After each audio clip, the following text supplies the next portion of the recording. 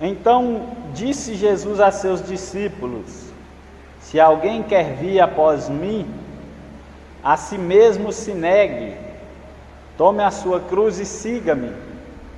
Porquanto quem quiser salvar a sua vida, perdê-la-á, e quem perder a vida por minha causa, achá-la-á.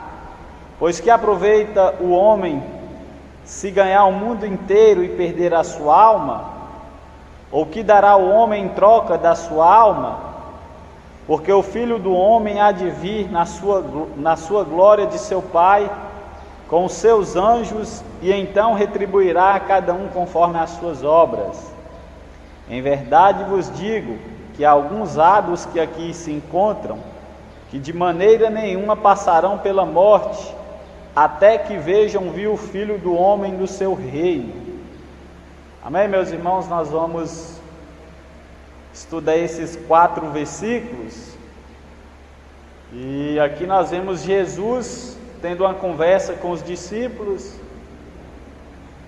Antes disso, o contexto vai dizer que Jesus já tinha alertado eles sobre o fermento dos fariseus, para ele tomar cuidado com os fariseus. Depois Jesus vai ver se os discípulos tinham entendido. Jesus chegando ali perto de Cesareia de Filipos, uma região ali, Jesus vê a multidão e pergunta para os seus discípulos: quem que eles falam que sou eu? Os discípulos falam, uns falam que o Senhor é Jeremias, ou um profeta, ou Elias. Muitos ali, ao ver Jesus com palavras às vezes duras, pensavam que Jesus era o João Batista, por ver ele repreendendo, chamando alguns de raposa. Então eles pensam que Jesus seria João Batista. Outros também viam que Jesus era um homem que se quebrantava pelo povo. Então o povo fala, eles pensam que o Senhor é Jeremias, porque Jeremias era o profeta chorão, e eles falam que o Senhor é Jeremias. E tem outros que falam que o Senhor é como qualquer um deles. Então Jesus, diante daquelas respostas, quis saber, e vocês? Quem eu sou para vocês?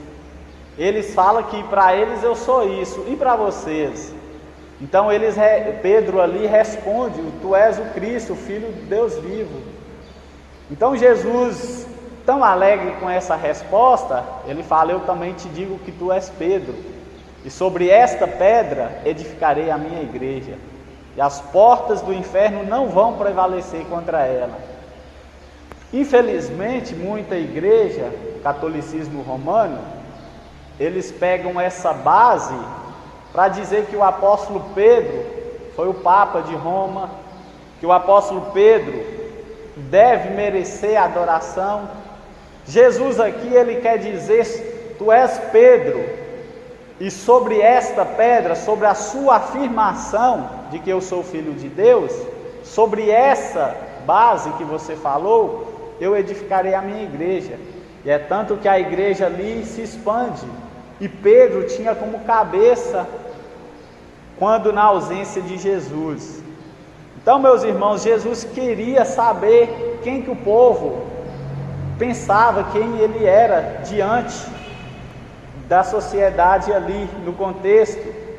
Se hoje nós aqui em Pescador sair perguntando cada pessoa individualmente quem é Jesus para você, pode ter certeza, nós vamos ouvir inúmeras respostas diferentes. Uns vão falar que ele é tudo, outros vão falar que ele é uma pessoa simplesmente como qualquer um outro. Para os testemunhas de Jeová, ele é simplesmente um profeta. Para outros, ele é um homem normal, comum. Mas para a igreja de Deus vivo, para a igreja de Cristo nessa terra, para os verdadeiros, ele é Deus, ele é tudo. Então, logo após isso, Jesus vai falar sobre a sua morte. Ele vai predizer a sua morte e sobre a sua ressurreição, depois da resposta. E nós vimos que o mesmo Pedro, que fez a confissão, que ele era o Cristo, o Filho de Deus vivo, logo após ele vai falar da sua morte, Pedro vai querer falar: de maneira nenhuma tu não morrerás. Então Jesus repreende: afasta de mim, Satanás, porque queria barrar a obra. Então Jesus advertiu os discípulos para que não dissesse que ele era o Cristo. Então, depois que ele prediz ali a sua morte, Jesus vai falar essas palavras aqui que nós falamos. Ele começa aqui dizendo: então disse Jesus a seus discípulos, aos crentes: se alguém quer vir após mim, a si mesmo se negue, tome a sua cruz e siga-me.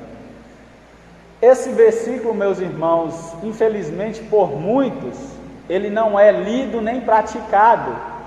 As pessoas podem estar bem na igreja, louvorista, pregadores, está bem, mas quando fala que tem que negar a si mesmo, tem que negar as suas próprias vontades, para fazer a vontade de Deus, muitos não querem, muitos estão longe disso.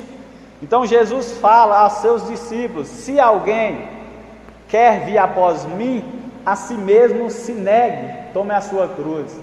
Aqui nós vemos também Jesus dizendo aos seus discípulos que aquele que quiser seguir a Ele tem que ser voluntariamente e espontaneamente. Jesus não quer ninguém servindo a Ele com força, por violência, como obrigação, como dever. Ele não quer isso. Ele fala: se alguém quiser vir após mim, tem que ser algo voluntário, tem que ser algo que nasce em seu coração, sem ninguém mandar, sem ninguém obrigar você, tem que ser uma coisa espontânea. Então ele fala: se alguém quiser vir após mim, a si mesmo se negue, tome a sua cruz e siga-me. Lá naquela época, o costume, eles tinham, a cruz significava a separação, significava um instrumento de morte. Então, quando se falava em cruz naquele tempo, se referia à morte, se referia ao madeiro, à cruz. Agora, aqui nesse contexto, aqui representa a morte ou separação da velha vida, uma das marcas de um discípulo. Se alguém quer vir após mim, tome a sua cruz, tome a sua nova vida e vem e siga-me, abandona a velha vida e vem me seguir, vem andar em novidade de vida. Aquele que está em Cristo, nova criatura é, as coisas velhas passaram e tudo se fez novo. Então aqui representa a nova vida em Cristo. Infelizmente muitos não querem seguir a Jesus, não querem pagar o preço do discipulado, não querem padecer perseguições, necessidades em nome de Jesus, e outros não querem abandonar a velha vida. É o crente, como diz Raimundo, quer estar com um pé na igreja, o outro no mundo, não quer abandonar a velha vida e andar em nova vida. Aqui, enquanto a cruz aqui representa a nova vida em Cristo, a nova vida de um discípulo, a marca de um discípulo, nós vemos que os discípulos ali estavam dispostos a viver uma nova vida em Cristo. Os 11 ali estavam dispostos. Note que Jesus não fala isso para a multidão, não fala isso com outros mais, ele fala com os seus, com o seu povo, com os seus discípulos. Olha, vocês querem me seguir? Sim, Jesus, nós queremos. Então negue a si mesmo, deixa para trás a velha vida e venha andar em novidade de vida. Os 11 voluntariamente quiseram seguir Jesus, então eles seguiram Jesus. Agora, meus irmãos, Jesus põe à prova uns que querem seguir Ele. Jesus, lendo o coração de muitas pessoas, vendo ali que as pessoas aceitam um apelo emocional, vendo ali que muitos estão eufóricos, motivados, emocionados, Ele vai pôr à prova alguns. Vamos abrir nossas Bíblias em Lucas 9, depois nós voltamos para Mateus. Lucas 9, versículo 57.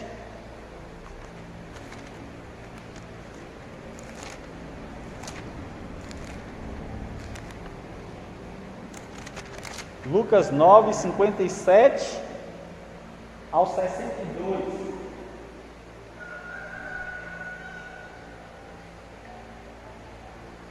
Jesus vai pôr à prova algumas pessoas que queriam seguir ele, e hoje a mesma coisa.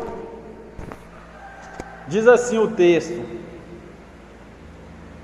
indo eles caminho fora, alguém lhe disse: seguir-te-ei para onde quer que fores.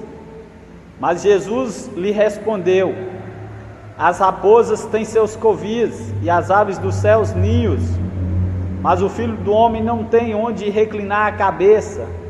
A outro disse Jesus: segue-me. Ele, porém, respondeu: permite-me ir primeiro sepultar meu pai? Mas Jesus insistiu: deixa aos mortos o sepultar os seus próprios mortos. Tu, porém, vai e prega o reino de Deus.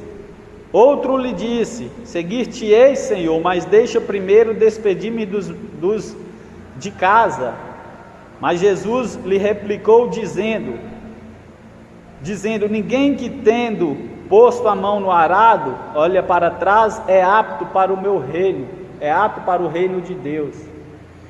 Então aqui, diante desse cenário aqui, nós vemos pessoas querendo servir a Jesus, pagar o preço. O primeiro chega diante dele dizendo: seguir-te-ei para onde quer que fores. Jesus, como conhecedor de todas as coisas, lendo o coração desse homem, ele vai falar: as raposas têm seus covis e os pássaros têm os seus ninhos. Olha, você quer me seguir? Quer? Eu não tenho nada para te oferecer, eu não tenho nem onde reclinar a minha cabeça. Esse homem aqui, ele não mediu os custos da vida cristã, ele não entendeu que cristianismo tem que renunciar a muitas coisas, tem que negar muitas coisas, a vontade e muitas coisas.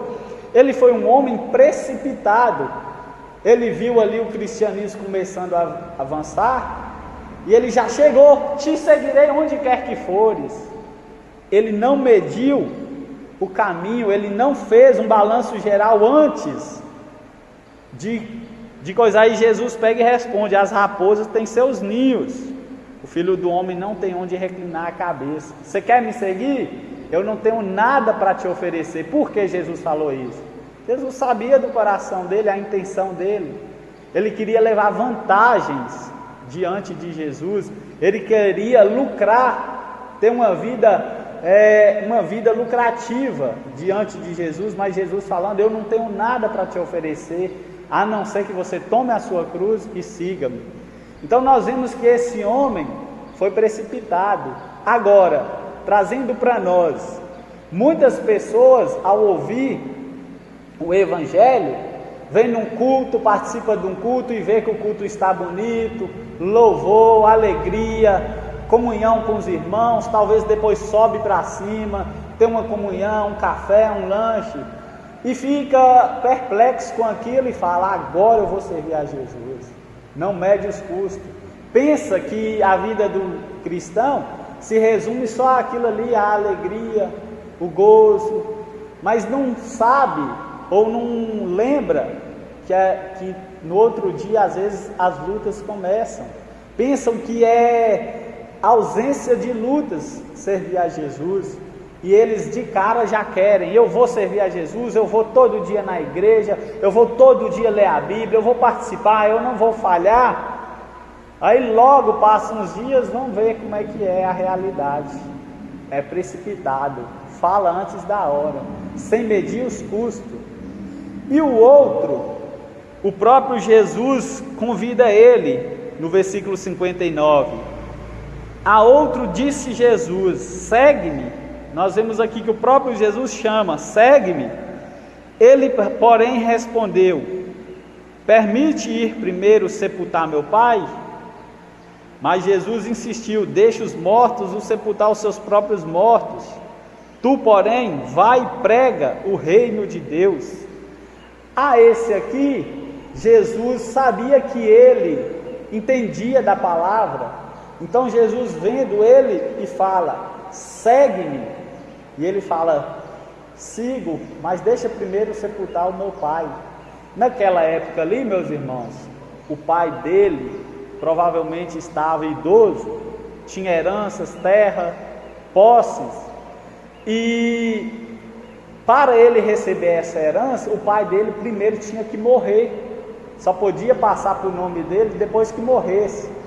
Então ele fala aqui para seguir Jesus: se o Senhor esperar meu pai morrer, depois que passar tudo pelo meu nome, para o meu nome, então eu te seguirei.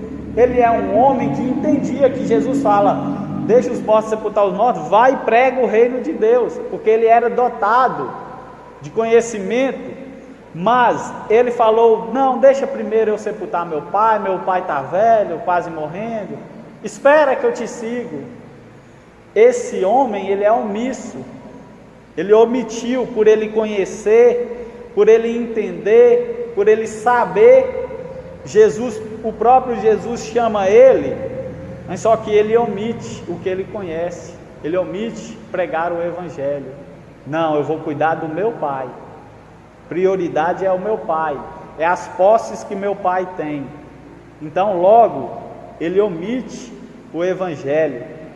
Agora, o terceiro, Jesus fala para ele, aí o segundo aí, que é o omisso, Jesus fala: deixa os mortos sepultar os mortos. Quer dizer, deixa que as pessoas que estão lá, os mortos espirituais, os ímpios, eles cuidam disso, de sepultar o seu pai. Vem e me segue. Agora o outro, versículo 61. Outro lhe disse: seguir-te-ei, Senhor, mas deixa-me primeiro despedir-me dos de casa. Então aparece um outro aqui, e Jesus vai pôr ele à prova. Ele fala: seguir-te-ei, Senhor, mas deixa primeiro eu despedir-dos da minha casa. Não é uma despedida como nos dias de hoje, eu vou lá e abraço a minha mãe e vou, não é isso. Lá, para se despedir, era costume ficar dias com eles, despedindo, participando de banquetes, festas, alegria. Só que a urgência do evangelho, a necessidade é urgente. Evangelização é uma urgência da igreja. Evangelização é agora, é hoje, é já. Falar é muito importante, fazer é necessário. Então ali havia uma urgência, Jesus querendo expandir o seu reino através dos discípulos, através das pessoas. Jesus tinha em mente que precisava avançar, que o tempo era pouco, era curto. Então ele quer aquela hora, ele quer naquele momento, mas esse aqui queria primeiro o quê? Despedir, ficar com os de casa primeiro. Então ele é chamado de, ele só servia a Jesus com uma condição: só sirva ao Senhor se o Senhor me deixar primeiro despedir dos de casa. Agora, trazendo para nós, muitas pessoas só querem servir a Jesus com uma condição. Qual condição? Deixa primeiro eu ver se eu ganho na Mega Sena, deixa primeiro eu enriquecer, deixa primeiro eu aposentar, agora não, deixa eu ficar mais velho, só sirvo nessa condição. Esse homem aqui, ele colocou uma condição para servir a Jesus. Qual era a condição? Deixa-me primeiro despedir dos de casa.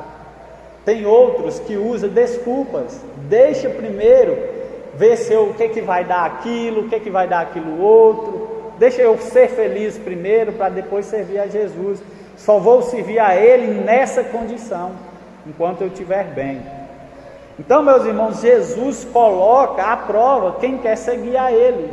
Nós que estamos aqui nesta manhã, se de fato, espontaneamente, voluntariamente nós queremos servir a Ele, nós precisamos entender que nós devemos negar a nossa vontade para fazer a vontade de Deus. Tem pessoas que falam, cada um tem a sua vontade, cada um faz o que quer. Nós fomos chamados, salvos por Cristo, não para fazer a nossa vontade mais, mas a vontade dele, porque Ele é o nosso Pai, Ele é o nosso dono, é Ele que é o autor da salvação. Então Ele quer que nós façamos a vontade dele e não a nossa própria. E o versículo 62, Jesus fecha essa conversa dizendo: mas Jesus lhe replicou: ninguém que tendo posto a mão no arado olha para trás, é apto para o reino de Deus.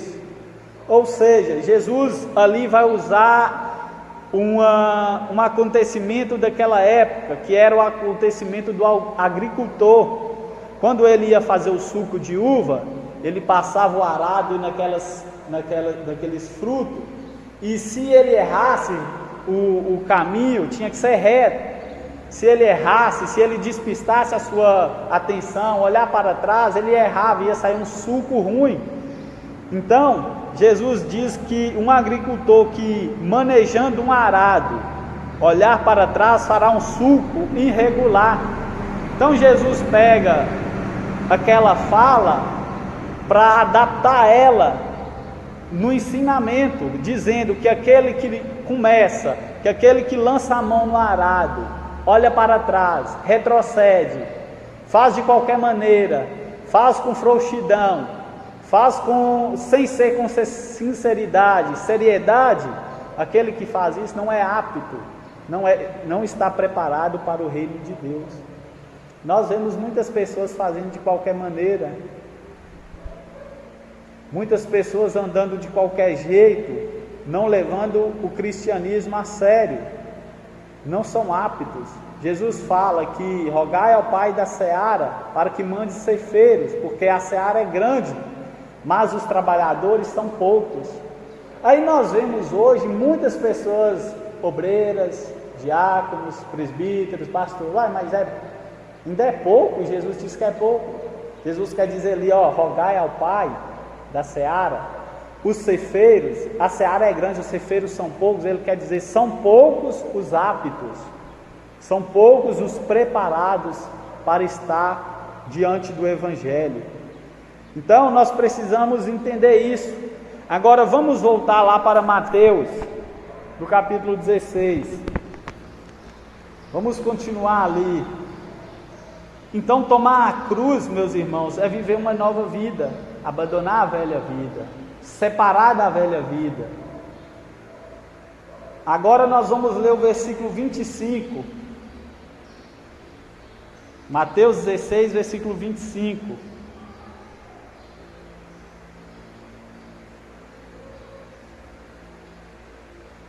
Diz assim: porquanto, quem quiser salvar a sua vida, perdê-la-á, e quem perder a vida por minha causa, achá-la-á. Então agora Jesus vai falar com os discípulos, quem quiser salvar a sua vida, perdê-la-á.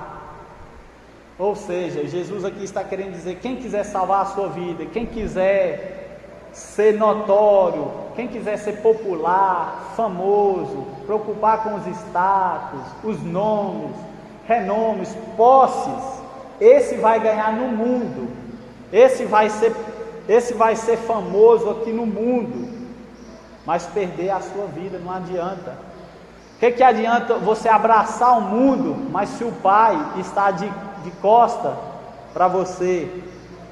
E ele fala que quer dizer salvar a sua vida aqui no mundo, é rejeitando o Evangelho e amando o mundo, querendo ganhar o mundo, vivendo para o mundo, vivendo conforme os rudimentos do mundo, os costumes, as modas, tudo que o mundo oferece. Quem quiser ganhar, quem quiser andar de acordo com o mundo, quem quiser andar de mão dadas, coerente com o mundo, e rejeitando o Evangelho, logo Jesus fala, quem quiser salvar a sua vida, perdê-la. Se você quer, vá. Cristianismo não é obrigado, cristianismo é coisa séria. Quem quiser salvar a sua vida, perdê-la. E quem perder a vida por minha causa, achá-la. Ou seja, quem virar as costas para esse mundo, o sistema mundano, abraçará comigo na eternidade. Agora quem quiser amar o mundo, esse também eu deixarei. Lá em 1 João, capítulo 2, versículo 15, fala, não ameis o mundo, nem o que no mundo há. Quem amar o mundo, o amor do Pai não está nele. Então, meus irmãos, depois lá em 2 Timóteo 4,10, Paulo fala, procura vir ter comigo depressa, porque Demas me abandonou amando o presente século. presente mundo. E Demas abandonou ali amando o presente século. Demas foi posto à prova. Demas ali, ele era cooperador com Paulo. Está lá em Colossenses 4,16. Ele estava junto, ele era companheiro do apóstolo Paulo em pregar o evangelho. Mas quando a perseguição, as lutas, a pressão veio diante de Demas, Demas não tinha medido o custo. E quando veio e apertou, Demas deixou Paulo. Foi servir ao mundo, foi amar o mundo e abandonou o apóstolo Paulo. Então o cristianismo é isso, é renúncia, renunciar o que agrada à carne, o desejo da carne, o que é pecaminoso. Cristianismo é isso, essa é uma luta do crente. O que nos distingue das outras religiões é como nós cremos e como nós vivemos. Quem tem as outras religiões, crê também nos Deus deles. Eles têm um Deus para adorar. Agora nós temos o nosso, e nós também temos que o quê? Renunciar ao pecado e andar em santidade, a qual eles não andam em santidade, eles não têm o Espírito Santo habitando neles. Então logo eles não conseguem. Agora a parte B do versículo 25 diz: e quem perder a vida por minha causa, achará a vida eterna. Mas quem quer que se dispuser a perder a sua vida, tem que viver como um mártir por Cristo. Isso irá salvá-la. Esse provará ser um grande seguidor de Cristo. Ou seja, quem renunciar às coisas mundanas, pecaminosas, quem renunciar à sua própria vontade, o seu egoísmo, o seu eu, quem renunciar a isso, dão prova, dão evidência que realmente é um seguidor de Cristo, é um soldado de Cristo. Nós vemos na história muitos homens sendo lembrados que venderam posses para ajudar os pobres, para viver o evangelho. Tem um homem que chama Charles Studd. Ele era famoso, ele jogava jogo.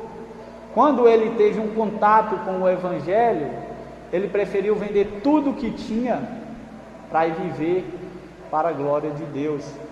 Ele vendeu tudo, ficou com nada e foi pregar o evangelho. A história fala que ele foi habitar com índios, pregar o evangelho. De uma mansão, ele morava em mansão, ele deixou aquela mansão e foi viver em aldeias, em tendas feitas com folha de bananeira, de pé de coco, para pregar o evangelho. Por que isso? Ele renunciou à sua vontade. Então, meus irmãos, quem quiser viver a vida para Deus, tem que viver em contramão do mundo, tem que viver em oposição às coisas do mundo. Agora o versículo 26 diz assim: pois que aproveita o homem se ganhar o mundo inteiro e perder a sua alma? Ou que dará o homem em troca da sua alma? Então nós vemos aqui Jesus insistindo na conversa. Que aproveita o homem se ganhar o mundo inteiro e perder a sua alma? Nós podemos pegar aí as pessoas mais ricas do mundo, jogadores que ganham bem, Cristiano Ronaldo, Messi, Neymar, pessoas que têm dinheiro e muito, eles estão ganhando o mundo, mas Jesus está querendo dizer que eles podem ganhar o mundo inteiro, não é só o dinheiro que ele está ganhando lá, eles podem ser dono de tudo, de todas as coisas, todos os carros, todas as posses, todo o dinheiro, mas o que adianta ele ter tudo, mas se ele perder a sua alma? Não adianta nada, a riqueza se torna vã, inútil, sem propósito, sem sentido. Então, as pessoas estão hoje preocupadas em ganhar o mundo inteiro e não estão preocupadas com suas almas. Lá em Mateus, no capítulo 24, versículo 37 ao 39, não precisa abrir, diz que a volta do Filho do Homem, a volta de Jesus, será semelhante aos dias de Noé. Eles comiam, eles compravam, eles bebiam, eles usufruíam ali dos prazeres pecaminosos, mas o dilúvio veio sem que todos não a percebessem, e elas estavam só preocupadas ali com os seus desejos carnais, não deu atenção ao que Noé falava, ao pregoeiro da justiça. Elas estavam preocupadas em ganhar o mundo inteiro, mas as suas almas foram perdidas, foram passageiras, não adiantou nada. Aí o texto diz: ou que dará o homem em troca da sua alma? Ou seja, tudo, se o homem possuir todas as coisas da terra, naquele dia que ele morrer, tudo que ele possuir, não tem como ele comprar a sua salvação, tirar a sua alma do inferno, não tem como. E o texto diz: ou que dará o homem em troca da sua alma? Salmos 49, versículos 7 e 8 diz: ninguém pode remir a seu irmão, ou dar a Deus o resgate dele, pois a redenção da sua alma é caríssima, e seus recursos se esgotariam antes. Então nós vemos aqui o que? Salvação não se compra. Usufruir disso tudo aqui, naquele dia quando morrer, dinheiro não vai no caixão, ou se colocar, vai apodrecer, não compra a alma. O corpo vai para a tumba, a alma vai para o Sheol, para o Hades, e lá não tem mais jeito. Na esfera espiritual, dinheiro não tem importância. Então, meus irmãos, Salmos diz: ninguém pode comprar, remir, perdoar o seu irmão, ou dar a Deus o resgate dele, pois a redenção da sua alma é caríssima, e seus recursos se esgotariam antes. Por quê? O preço da alma é caríssimo, porque custou preço de sangue, sangue precioso. Não foi ouro, nem prata, nem nada dessa terra, foi o sangue carmesim de Jesus. Então os recursos se esgotariam antes.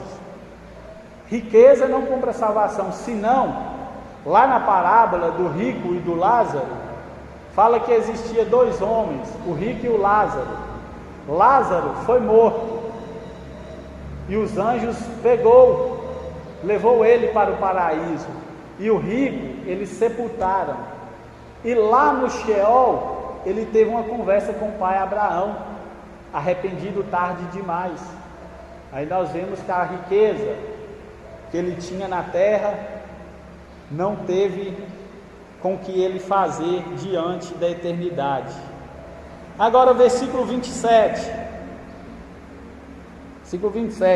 porque o Filho do Homem há de vir na glória de seu Pai, com os seus anjos, e então retribuirá a cada um conforme suas obras.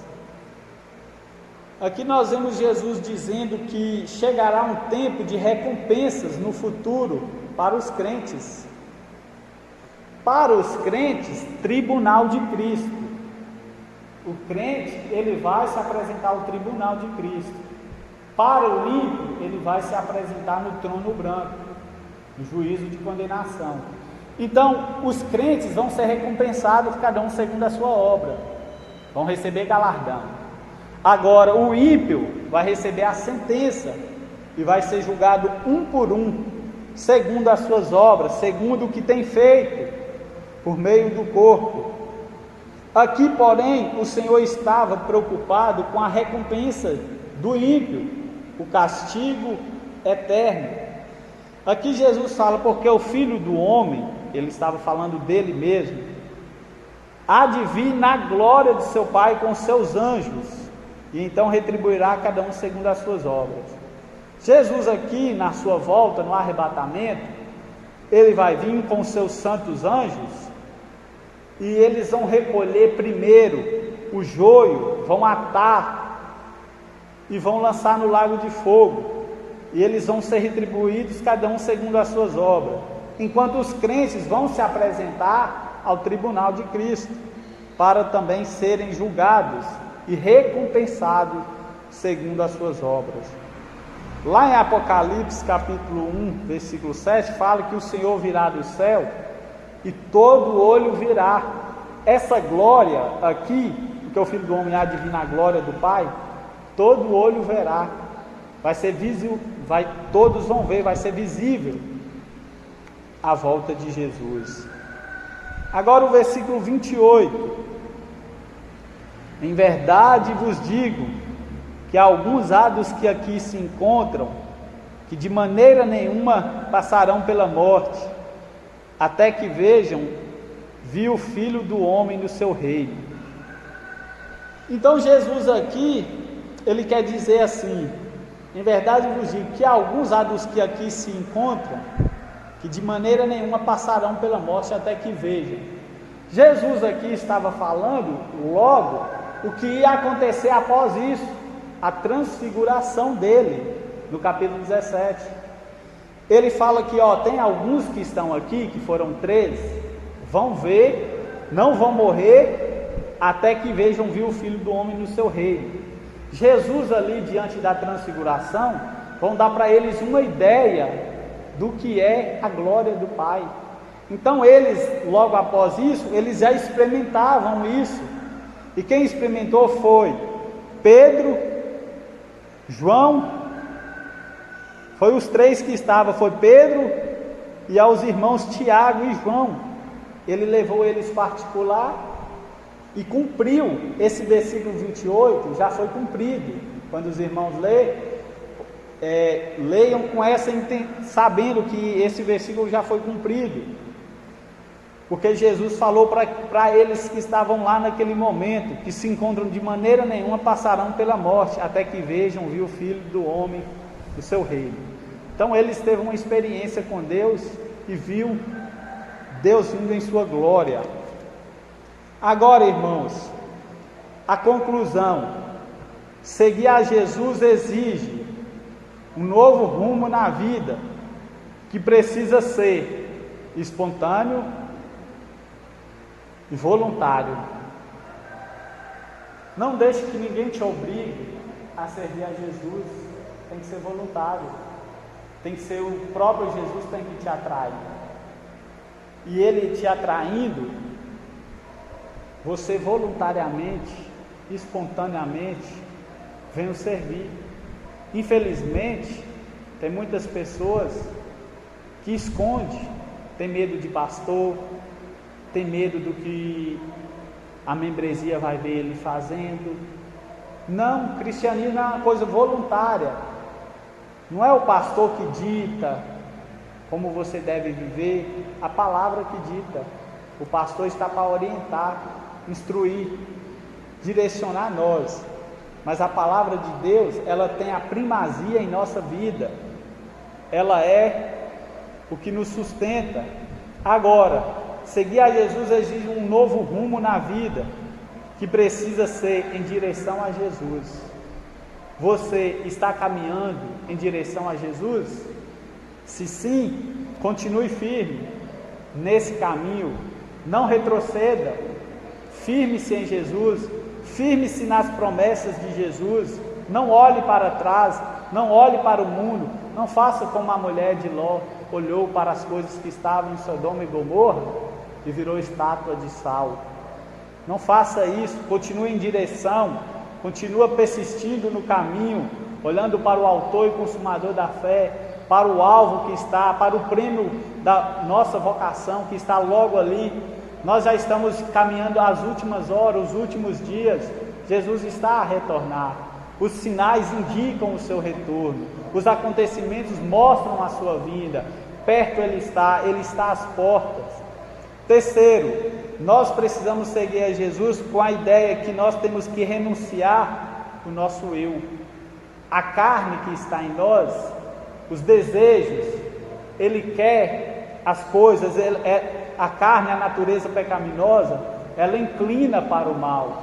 E nós temos o Espírito Santo, e o Espírito Santo nos dá poder para bloquear, para travar o que a carne quer. Então, meus irmãos, renunciar do eu. E outra coisa, seguir a Jesus tem que ser para o verdadeiro cristão até a sua morte. Seguir a Jesus até a morte. Lá em Apocalipse diz: ser fiel até a morte, dar-te-ei a coroa da vida. Não é uma condição, se você for fiel até a morte, você vai receber a coroa da vida. O verdadeiro salvo, o verdadeiro crente, ele é fiel, ele é perseverante, ele é um vencedor. Então ele vai receber a coroa da vida. Quando nós lemos no Antigo Testamento, nós vemos um homem lá em 1 Reis, que chamava Nabote. Ele tinha uma vinha, a qual ele recebeu por herança. Nós recebemos a herança da salvação através de Jesus Cristo. Nabote, o rei Acabe ali, querendo comprar aquela vinha, ele vivia no palácio, mas ele estava descontente, porque não tinha a vinha de Nabote. Então ele queria comprar aquela vinha de qualquer maneira. Só que Nabote, ele não vendeu, ele recebeu de herança, não tinha dinheiro, não tinha preço que pagava aquela vinha. Então Acabe, ciente que ele não ia vender, o que Acabe faz? Ele planeja a morte de Nabote. Então Nabote é morto, mas ele morreu pela causa, ele não vendeu a vinha, preço nenhum pagou. E isso vem a servir de lição para nós. Embora Satanás quer comprar, Satanás tem bandejas oferecendo para nós, tem regalias, benefícios mundanos, querendo tirar a nossa atenção, mas que nós venhamos ser igual Nabote, nem que custe a nossa vida, nem que nós seja como Estevão, ser levado ao martírio, ser morto, mas em prol a causa de Jesus. Nós não podemos vender a nossa salvação, nós não podemos vencer a herança que nós recebemos da parte de Deus por meio de Jesus Cristo, a qual Ele comprou, a qual Ele se deu naquela cruz voluntariamente por cada um de nós que estamos aqui. Amém? Esse é o estudo de hoje. Que Deus em Cristo continue abençoando.